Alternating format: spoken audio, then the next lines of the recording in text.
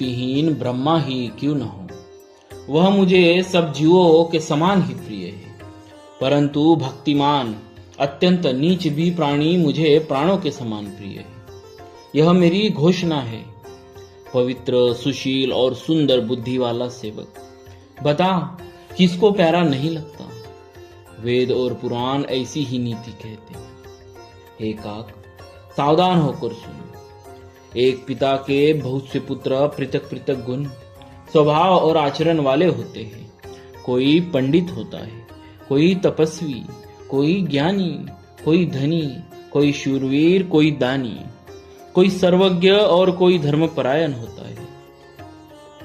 पिता का प्रेम इन सभी पर समान होता है, परंतु इनमें से यदि कोई मन, वचन और कर्म से पिता की ही भक्त होता है, स्वप्न में भी उसका दूसरा धर्म नहीं जानता, वह पुत्र पिता को प्राणों के समान प्रिय होता है। यद्यपि चाहे वह सब प्रकार से अज्ञानी, मूर्ख ही हो। इसी प्रकार तिर्यक, पशु पक्षी, देव, मनुष्य और असुरों समेत जितने भी जड़ और चेतन जीव हैं, उनमें उनसे भरा हुआ यह संपूर्ण विश्व मेरा ही पैदा किया हुआ है। अतः सब पर मेरी बराबर दया है।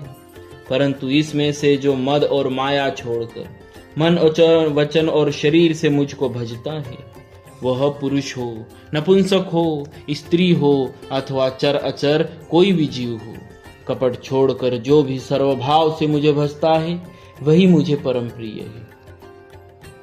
हे पक्षी, मैं तुझसे सत्य कहता हूँ, पवित्र, अनन्य एवं निष्काम सेवक मुझे प्राणों के समान प्यारा है। ऐसा विचार कर सब आशा भरोसा छोड़कर मुझी को भज, तुझे काल भी नहीं व्यापेगा।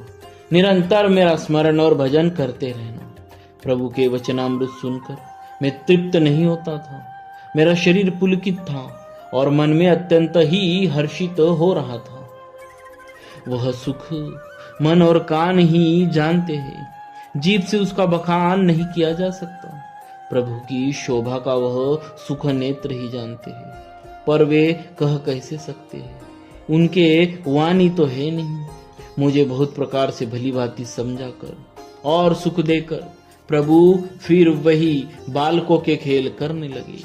नेत्रों में जल भरकर और मुख को कुछ रूखा सा बनाकर उन्होंने माता की ओर देखा और मुखाकृति तथा चितवन से माता को समझा दिया कि बहुत भूख लगी है। यह देखकर माता तुरंत उठ दौड़ी और कोमल वचन कहकर उन्होंने श्री राम जी को छाती से लगा लिया। वे गोद में लेकर उन्हें दूध पिलाने लगी और श्री रघुनाथ जी उन्हीं की ललित लीलाएं गाने लगी।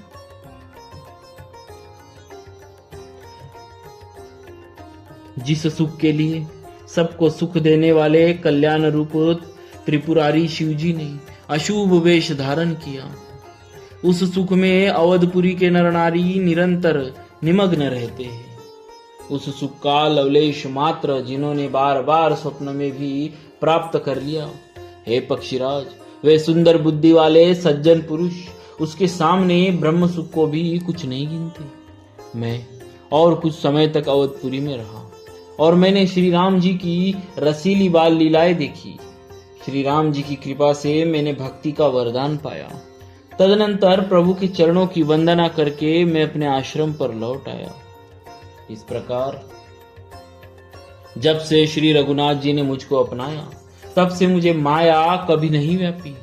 श्री हरि की माया ने मुझे जैसे नचाया, वह सब गुप्त चरित्र मैंने कहा। हे पक्षीराज गरुड़, अब मैं आपसे अपना निजी अनुभव कहता हूँ। वह यह है कि भगवान के भजन बिना क्लेश दूर नहीं होते। हे पक्षीराज, सुनिए, श्री राम जी की कृपा बिना श्री राम जी की प्रभुता नहीं जानी जाती। प्रभुता जाने बिना उन पर विश्वास नहीं जमता। विश्वास के बिना प्रीति नहीं होती और प्रीति बिना भक्ति वैसे ही दृढ़ नहीं होती जैसे, हे पक्षीराज, जल की चिकनाई ठहरती नहीं।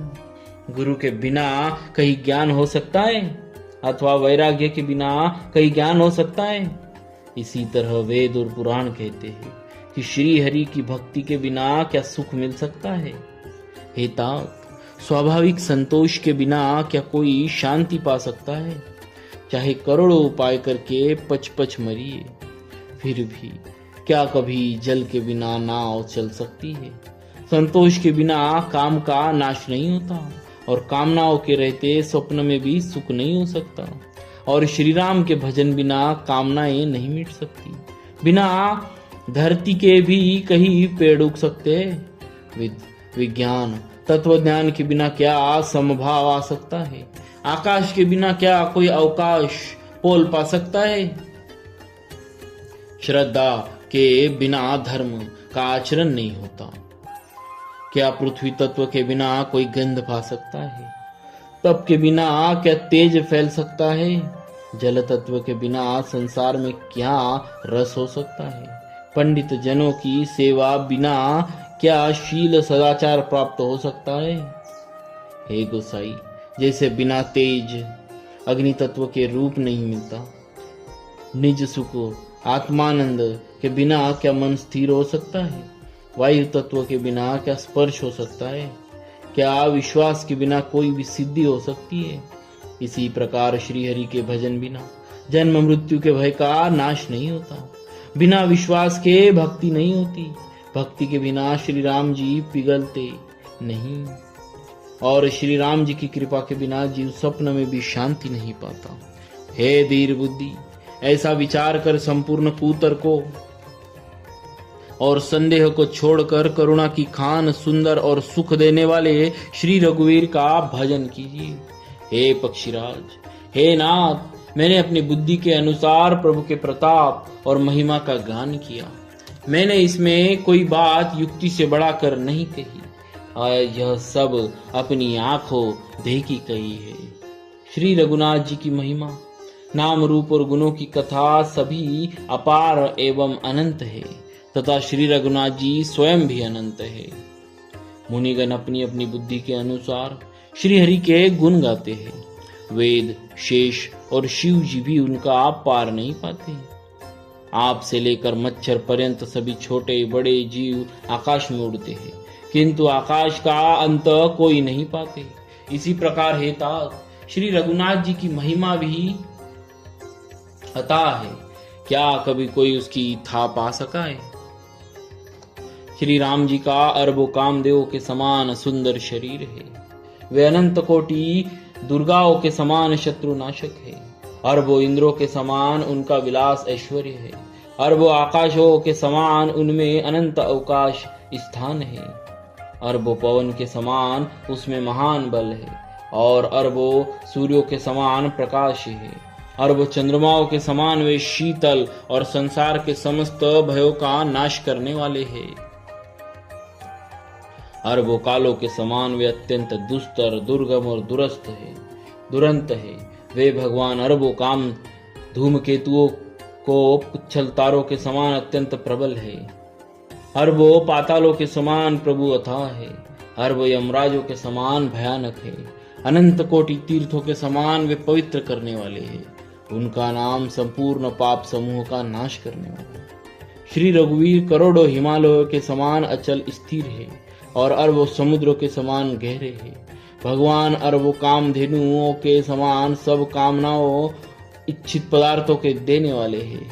उनमें अनंत कोटि सरस्वतियों के समान चतुरता है। अरबों ब्राह्मणों के समान सृष्टि रचना की निपुणता है। वे करोड़ों विष्णुओं के समान पालन करने वाले, और अरबों रुद्रों के समान संहार करने वाले हैं। वे अरबों कुबेरों के समान धनवान, और करोड़ों मायाओं के समान सृष्टि के खजाने हैं। बोझ उठाने में वह अरबों शेष के समान है। अधिक क्या, जगदीश्वर प्रभु श्री राम जी सभी बातों में सीमा रहित और उपमा रहित है। बोलिए श्री सीताराम जी महाराज की जय। भक्तवत्सल भगवान की